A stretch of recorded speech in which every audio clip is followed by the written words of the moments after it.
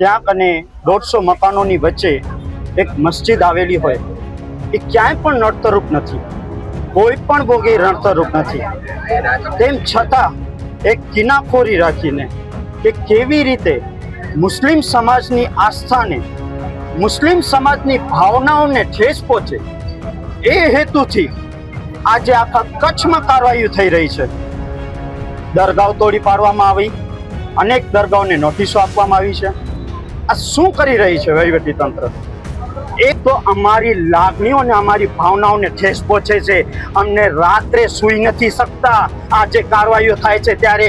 એના કરતાં તો અમે જીવી રહ્યા છીએ, એ જીવીએ જ નહીં. અને કચ્છના વહીવટી તંત્રને એ શબ્દોમાં કહી દીધું છે કે જો આવી જ કાર્યવાહીઓ કરી હોય તો અમારું કંઈ જીવવાનું પણ અર્થ નથી. અમે તમામ તૈયાર છીએ, તમે જેલમાં ભરી દો અમે બધાને. અમે બધા તૈયાર છીએ. એક એકને તમે કરી અને સિલેક્ટિવ કાર્યવાહી કરશો.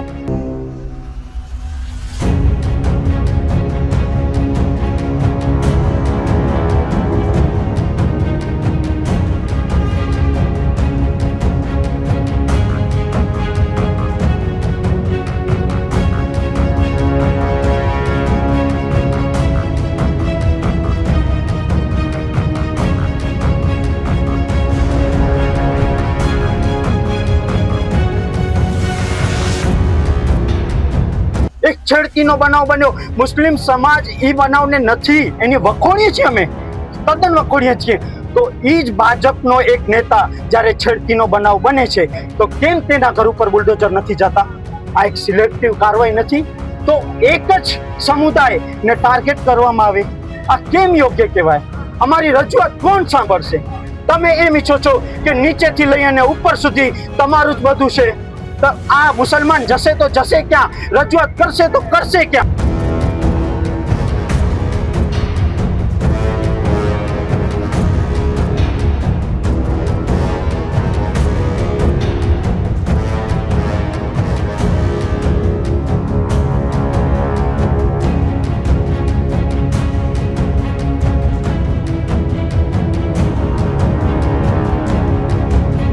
હું મારા હિન્દુ ભાઈઓને પૂછવા માંગુ છું, શું એક સમાજને ધાર્મિક આસ્થાઓને ઠેસ પહોંચતી હોય, ભાવનાઓને ઠેસ પહોંચતી હોય તો આનાથી જો તમારા ઘરના તમારા દીકરાઓને રોજગારી મળી જશે, તમારું જો ભલું થઈ જશે આના લીધે, જો મુસ્લિમ સમાજના ધાર્મિક સ્થાનો ઉપર બુલડોઝર ફરતું હોય તો? નિર્દોષ લોકોના કાયદેસરના મકાન કચ્છ વહીવટ તંત્રે તાનાશાહી રૂપે જે અંગ્રેજ લોકોએ કામ ન કરે એવા રીતે તોડી પાડવામાં આવ્યા હતા. નિર્દોષ માણસોના મકાન તોડવા જો કરવામાં આવશે તો કચ્છ મુસ્લિમ સમાજ સાચી નહીં લે. અને જેવી રીતે કચ્છ મુસ્લિમ સમાજના આગેવાનોએ આહવાન કર્યો એવી રીતે અમે કચ્છ મુસ્લિમ સમાજ જેલ ભરો આંદોલનનું આહવાન કરશું. એક ઝઘડો, બે છોકરાઓ વચ્ચે ઝઘડો જે થયો છે સામસામે બે ગામોના, એમાં એક મોટો સ્વરૂપ આપી અને અમારા ગામમાં અન્યાય કરી અને મકાનો પાડી દીધા છે.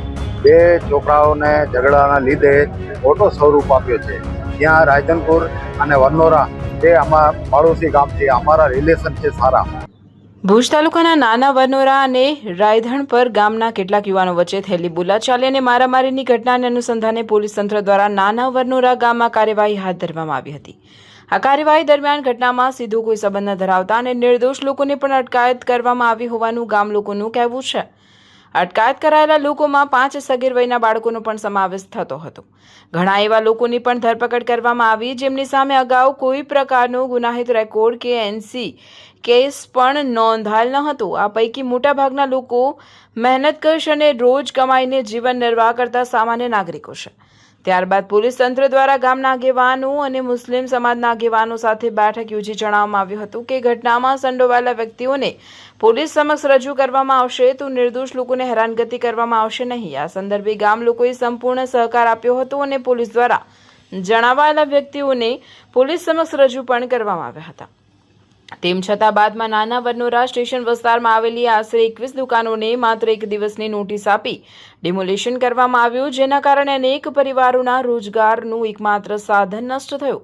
આ દુકાનધારકો પૈકી મોટાભાગના લોકોનો મૂળ બનાવ સાથે કોઈ સંબંધ ન હતો. આ ઉપરાંત ગ્રામ પંચાયતના નામે ડિમોલિશન માટે નોટિસો આપવામાં આવતી હતી, જેમાં સહી સિક્કા તથા પ્રક્રિયાત્મક બાબતો અંગે ગંભીર પ્રશ્નો ઊભા થયા હતા.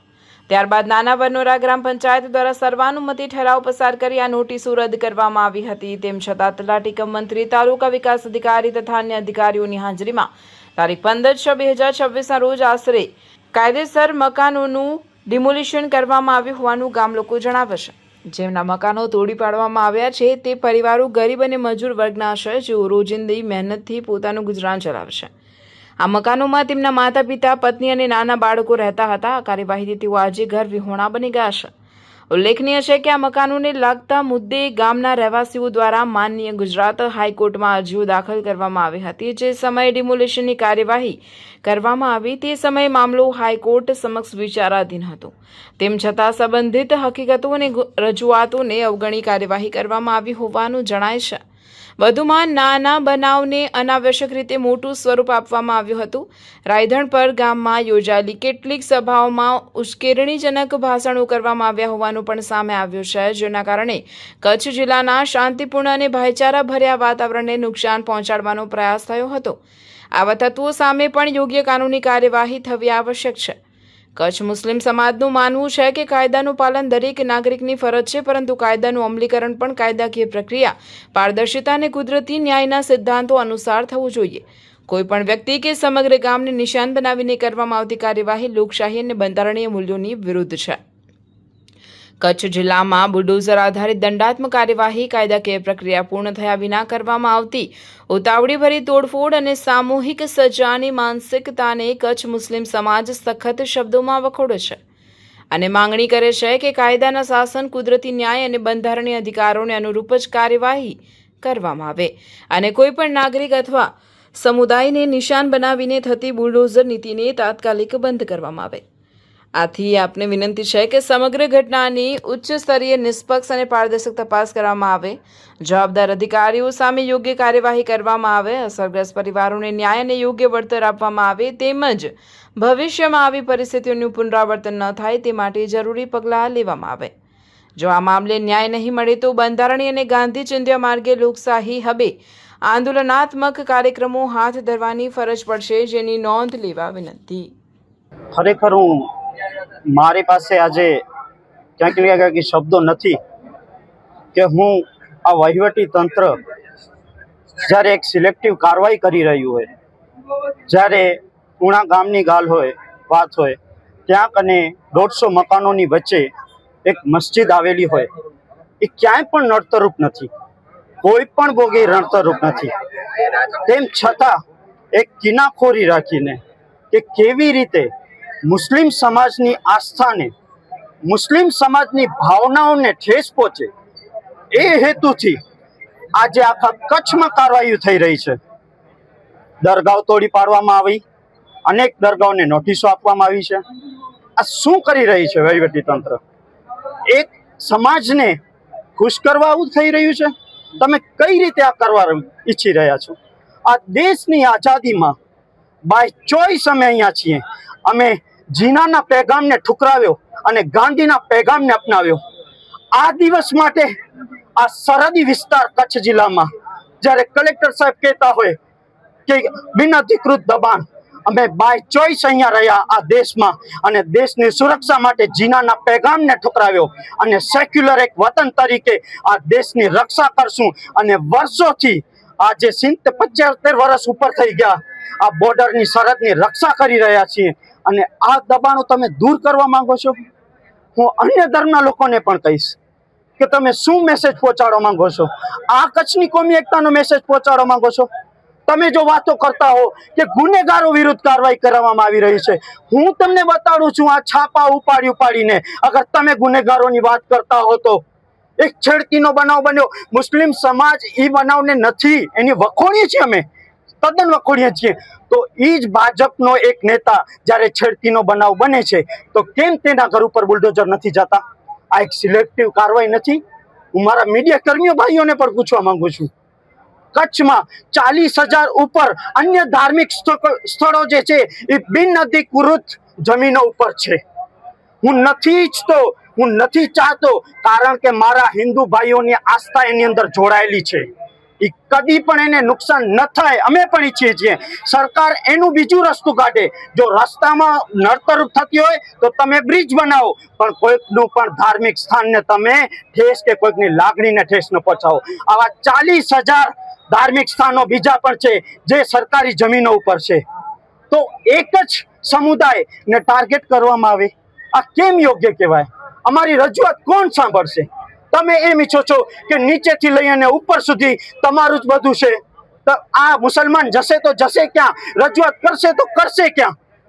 આ શું નથી બદલવાનો સમય? કદી આ જ સમય રહેવાનું છે? હું મારા હિન્દુ ભાઈઓને પૂછવા માંગુ છું, શું એક સમાજની ધાર્મિક આસ્થાઓને ઠેસ પહોંચતી હોય, ભાવનાઓને ઠેસ પહોંચતી હોય, તો આનાથી જો તમારા ઘરના તમારા દીકરાઓને રોજગારી મળી જશે, તમારું જો ભલું થઈ જશે આના લીધે, જો મુસ્લિમ સમાજના ધાર્મિક સ્થાનો ઉપર બુલડોઝર ફરતું હોય તો?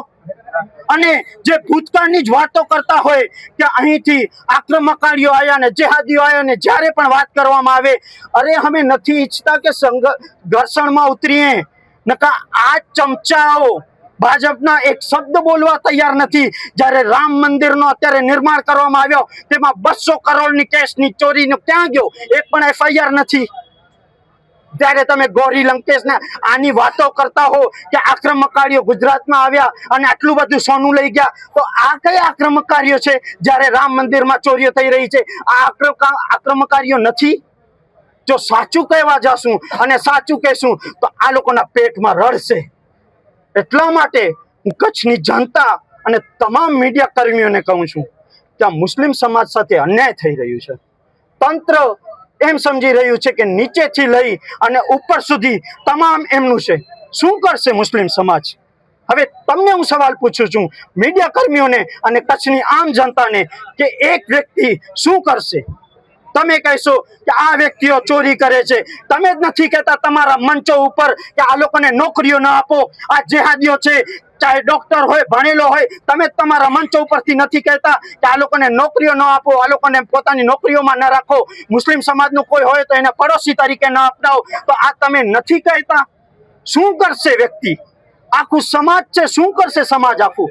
આ પીડા લઈ ને આજ અમે કલેક્ટર કચેરી આવ્યા છીએ. આ પીડાને દુઃખ લઈને અમે કલેક્ટર કચેરી આવ્યા છીએ. જો અમારી રજૂઆત ન સાંભળવામાં આવે, જો અમારા ધાર્મિક સ્થાનો ઉપર આવી જ રીતે કાર્યવાહી કરવામાં આવશે, તો અમારી લાગણીઓ અને અમારી ભાવનાઓને ઠેસ પહોંચે છે. અમને રાત્રે સૂઈ નથી શકતા આ જે કાર્યવાહીઓ થાય છે ત્યારે.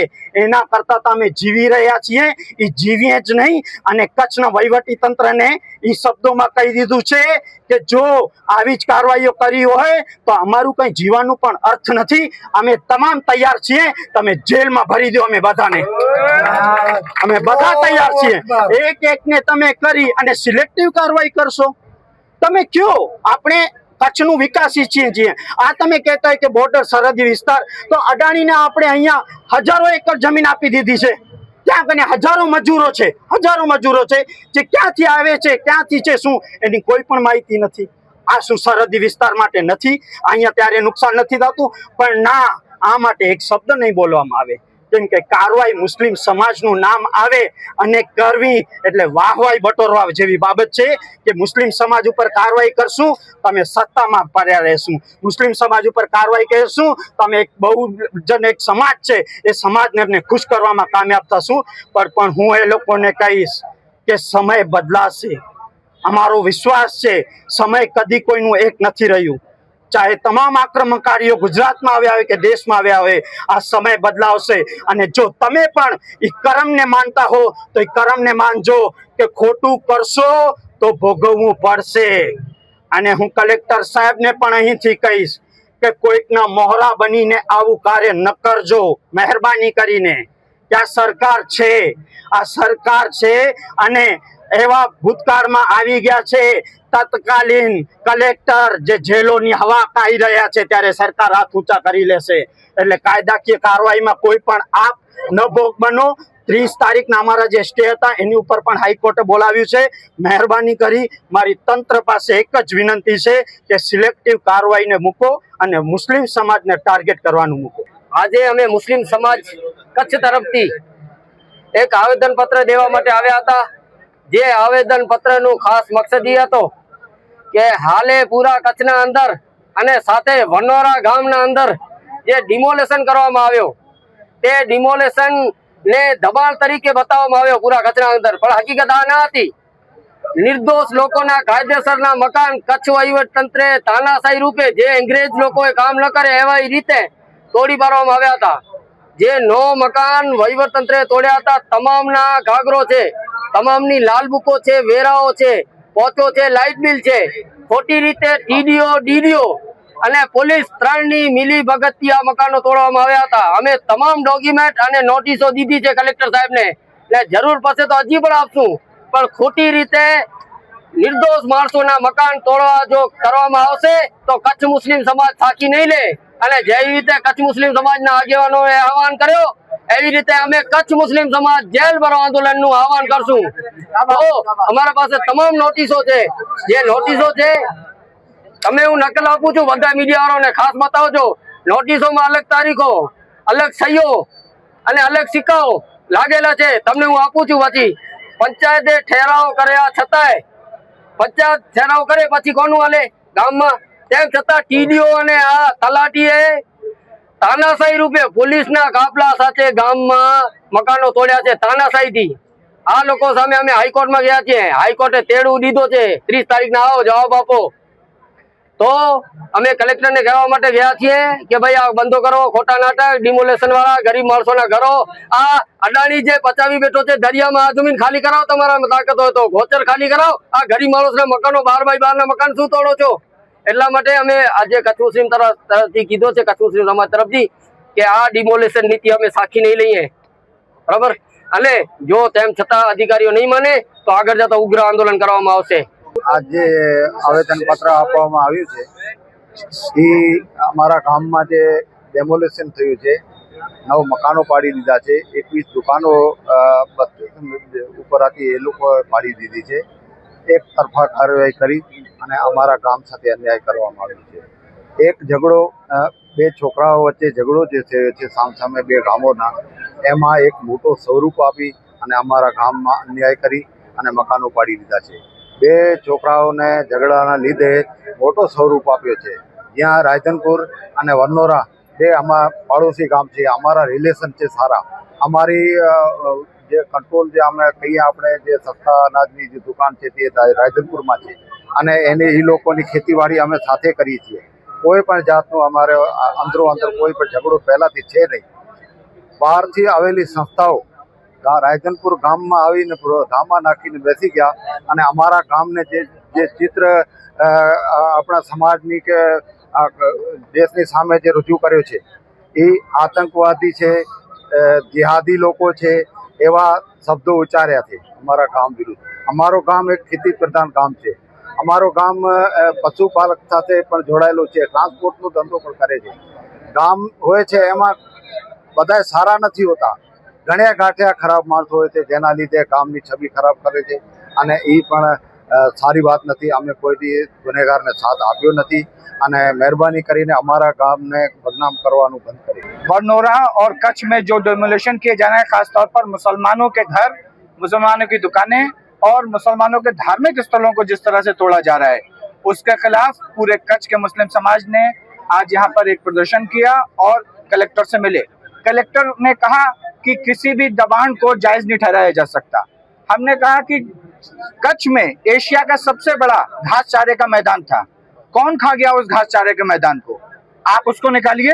अगर आप उसके दबाणों को खाली कराते हैं तो हमें ये तसल्ली होगी कि आप वाकई में अतिक्रमण हटाने का अभियान चला रहे हैं। अगर ये आप नहीं हटाते हैं तो ये माना जाएगा कि प्रशासन जानबूझकर राजकीय इशारे पर मुसलमानों को परेशान करने के लिए मुसलमानों की संपत्तियों को तोड़ रहा है। और इसके लिए कच्छ मुस्लिम समाज के तमाम आगेवानों ने ये तय किया है कि अगर हमारे इस आवेदन पर कोई योग्य कार्रवाई नहीं की गई तो हम लोग जेल भरो आंदोलन करेंगे और लाखों की तादाद में कच्छ की जेलों को, गुजरात की जेलों को भरने का काम हम कच्छ मुस्लिम समाज के आगेवानों के आह्वान पर पूरे गुजरात में करेंगे।